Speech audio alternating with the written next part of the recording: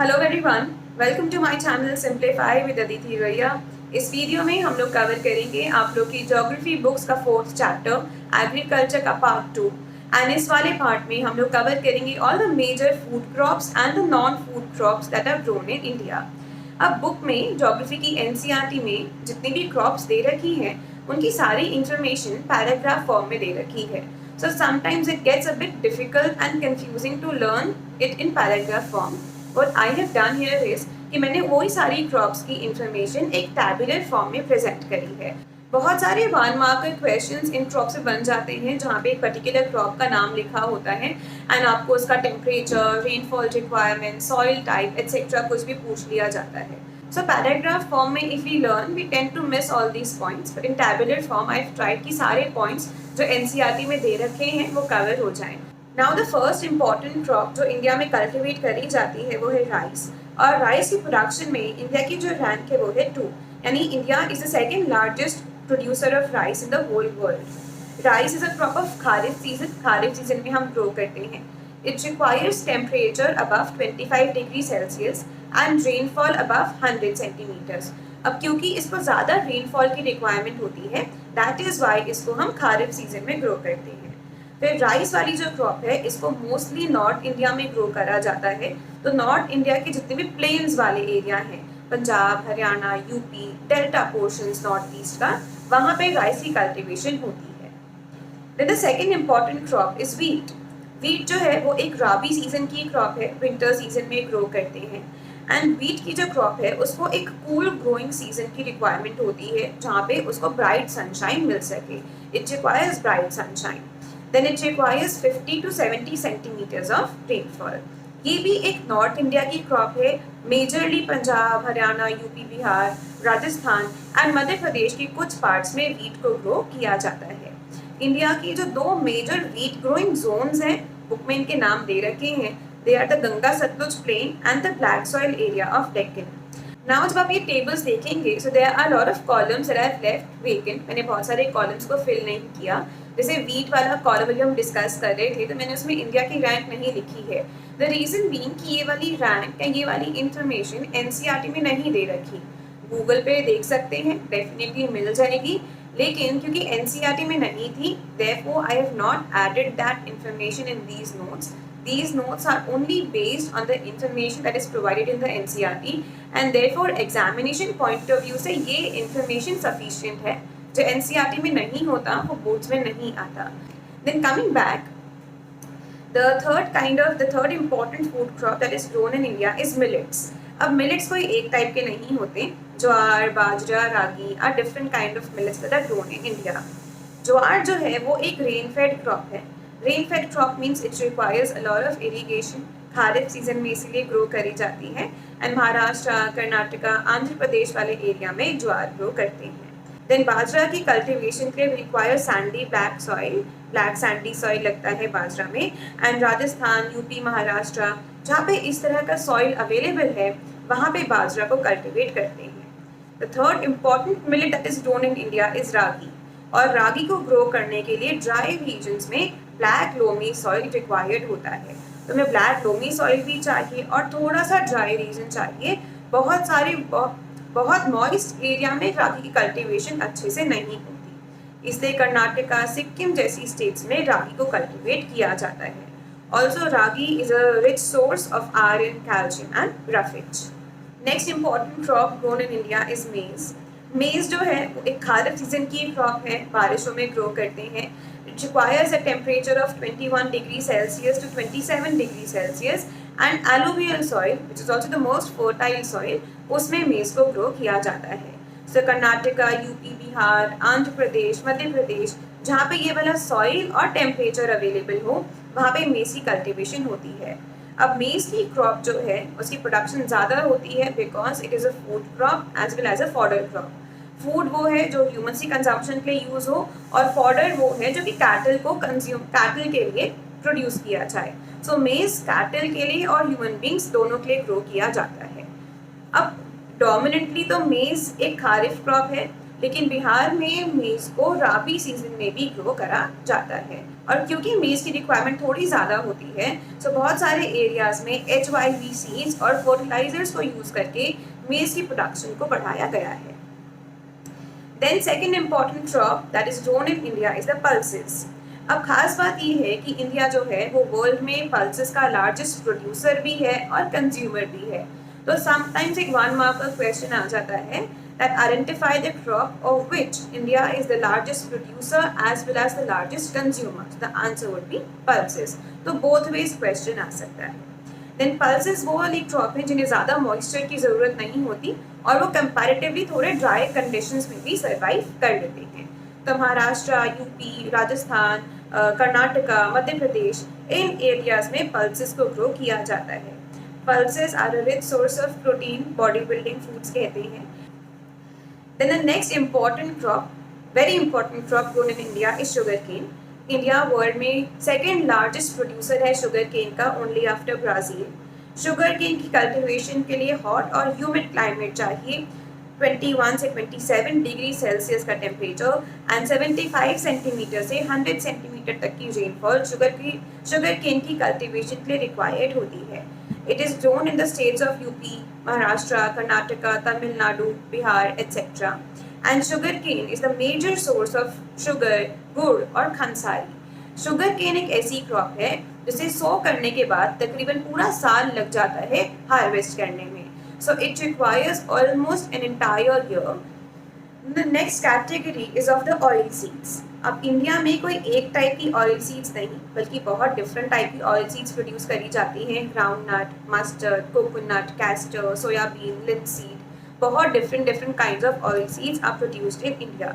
Oil seeds basically वो होती हैं वो सीड्स जिनसे ऑयल को एक्सट्रैक्ट करा जाता है, जैसे मूंगफली है या सनफ्लावर ऑयल है, तो इनकी सीड्स से ऑयल को एक्सट्रैक्ट करते हैं।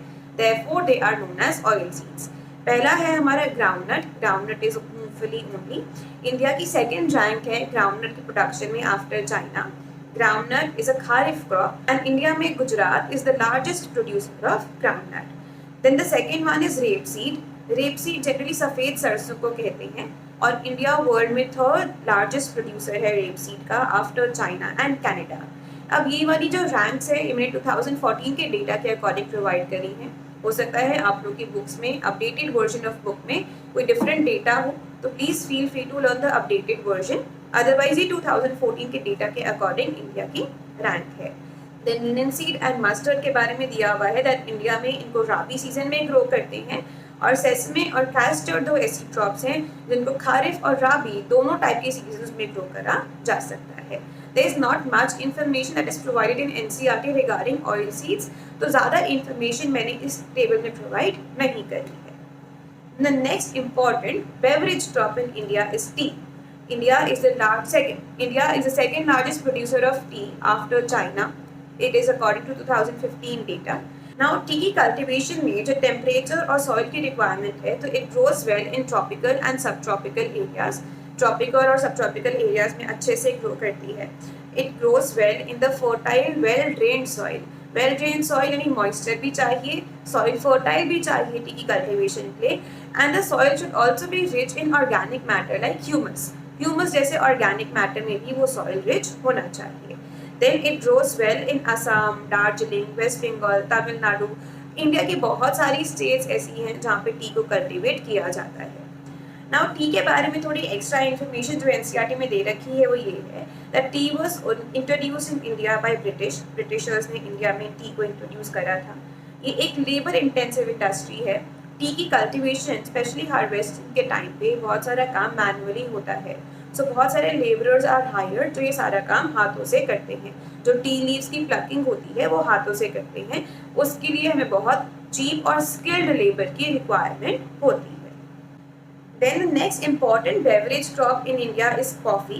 कॉफ़ी को Karnataka, Kerala, Tamil Nadu, mostly south India की स्टेट्स में ग्रो करते हैं। इंडियन कॉफ़ी पूरे वर्ल्ड में फेमस है because of its good quality. India की जो कॉफ़ी है उसकी क्वालिटी अच्छी मानी जाती है एंड स्पेशली जो अरेबिका वेराइटी है कॉफ़ी की उसकी कल्टिवेशन इंडिया में स्टार्ट हुई थी बाबा बुदान हिल्स से, जो कि ओरिजिनली येमन से इंट्रोड्यूस करी गई थी। Yemen is a country of middle east जहाँ से अरेबिका वेराइटी को इंडिया में इंट्रोड्यूस किया गया. Then comes the last category of food crops, that is the horticulture crops. अभी horticulture crops होती है हमारी सारी fruits और vegetables वाली crops. India is the second largest producer of fruits and vegetables in the world after China. अब यहाँ पे बहुत सारी लिस्ट दे रखी थी बुक में कि कहाँ की कौन सी क्रॉप फेमस है या फिर कहाँ का कौन सा फ्रूट फेमस है. सो उसी को मैंने टैबुलर फॉर्म में लिख दिया है. लाइक मैंगोज फेमस है महाराष्ट्र, आंध्र प्रदेश, तेलंगाना, यूपी, वेस्ट बंगाल के. Oranges of Nagpur and Cherrapunji are famous. Bananas of Kerala, Mizoram, Maharashtra. Lychee and guava of UP and Bihar. Pineapples of Meghalaya. Grapes of Andhra Pradesh, Telangana, Maharashtra. Apples, pears, apricots and walnuts of Jammu Kashmir, Himachal Pradesh. All these are famous. And ये क्योंकि famous है, इनकी quality अच्छी मानी जाती है, therefore world wide इनकी demand काफ़ी ज़्यादा है. I know this is a lot of data जो इस टेबल में यहाँ पे दे रखा है, बट क्योंकि ये सारी इंफॉर्मेशन एनसीईआरटी में दी हुई है, therefore it is essential for us to learn, जिससे कि बोर्ड एग्जाम्स में अगर आए तो फिर ये क्वेश्चन अटेम्प्ट किया जा सके. Then these are all the major food crops that are grown in India. Now we'll discuss the non food crops. ज़्यादा नहीं है, there are only 3 non food crops जो कि हम डिस्कस करेंगे. The first one is rubber, then cotton and then jute. तो ज़्यादा नहीं है, फूड क्रॉप्स थोड़ी ज़्यादा हैं, requires greater effort. Non food crops थोड़ी कम है, जल्दी लर्न हो जाएंगे. Let's start with it. So पहली हमारी नॉन फूड क्रॉप है रबर. इंडिया की जो रैंक है रबर की प्रोडक्शन में, that is 4th. India is the 4th largest producer of rubber in the whole world. Rubber की कल्टीवेशन के लिए मॉइस्ट और ह्यूमिड क्लाइमेट की ज़रूरत होती है. Temperature above 25 degree Celsius and rainfall above 200 centimetre is required. तो बहुत ज़्यादा पानी की रिक्वायरमेंट होती है रबर की कल्टीवेशन में. इंडिया में केरला, तमिलनाडु, कर्नाटका, अंडमान निकोबार और मेघालय के एरियाज में रबर को कल्टीवेट करते हैं. एंड रबर एक बहुत इंपॉर्टेंट इंडस्ट्रियल रॉ मटेरियल भी है. There are many things that are produced with help of rubber. Then next आ जाते हैं हमारी फाइबर क्रॉप्स. इंडिया में 4 मेन फाइबर क्रॉप्स हैं जो कल्टीवेट होती हैं, that is cotton, jute, hemp and silk. Cotton की प्रोडक्शन इंडिया में बहुत इंपॉर्टेंट है. हमारी बहुत हिस्ट्री कॉटन प्रोडक्शन से जुड़ी हुई है. India is the second largest producer of cotton in the world. Cotton is a kharif crop. Cotton requires black soil for its cultivation. Dry areas में ग्रो करती है जहाँ का टेम्परेचर बहुत हाई हो. It requires 210 Frost free days and also it requires bright sunshine during its growth. India में महाराष्ट्र, गुजरात, मध्य प्रदेश, कर्नाटका जैसी states में कॉटन को ग्रो करा जाता है. The next important fibre crop that is grown in India is jute. अभी jute को golden fibre भी कहते हैं. कुछ टाइम पहले ही एक क्वेश्चन आया था that which crop is also known as the golden fibre and what is the temperature required for cultivation of this crop. तो उसमें क्या था कि पहले आपको क्रॉप आइडेंटिफाई करनी है और फिर उसके बारे में डिटेल्स प्रोवाइड करनी है. सो questions like this also might come in your exam. So jute जो है उसको गोल्डन फाइबर क्रॉप कहते हैं और फर्टाइल वेल ड्रेन्ड सॉइल लगता है. जूट की cultivation requires a lot of water. तो जनरली जहाँ पे हमारा कोस्टल एरियाज हैं, वेस्ट बंगाल के, असम के, वहाँ पे जूट की कल्टीवेशन ज़्यादा होती है. बाकी जूट को जब कल्टीवेट करते हैं तो उसके गनी बैंक्स जो बोरियाँ होती हैं उन्हें गनी बैग कहते हैं. तो गनी बैंक्स, मैट, रोप, यार्न, कारपेट, ये सारी चीज़ें जूट की हेल्प से प्रोड्यूस करी जाती हैं. तो these were all the major crops that are grown in India. अब इन क्रॉप्स से डायरेक्ट क्वेश्चन तो आ ही सकता है, बट इन क्रॉप्स से मैप बेस्ड क्वेश्चन भी पूछा जाता है. I have already made a video on all the map based questions that can be asked in geography according to the CBSE syllabus. I will add a link to that video somewhere up here. Click on that video to cover all the map portion that can be asked from this chapter. अभी सारी crops तो इस video में cover हो गई. In the next video we will be covering all the technological and institutional reforms जो कि हमारी गवर्नमेंट ने लिए हैं to modernize agriculture, and also we'll be discussing the impact of globalization on Indian agriculture. So that was it for this video. If you like this video, give it a big thumbs up, share it with your friends. If you haven't yet subscribed to my channel, please click here. For the complete playlist of this chapter, please click here. And for the next part of this chapter, please click here.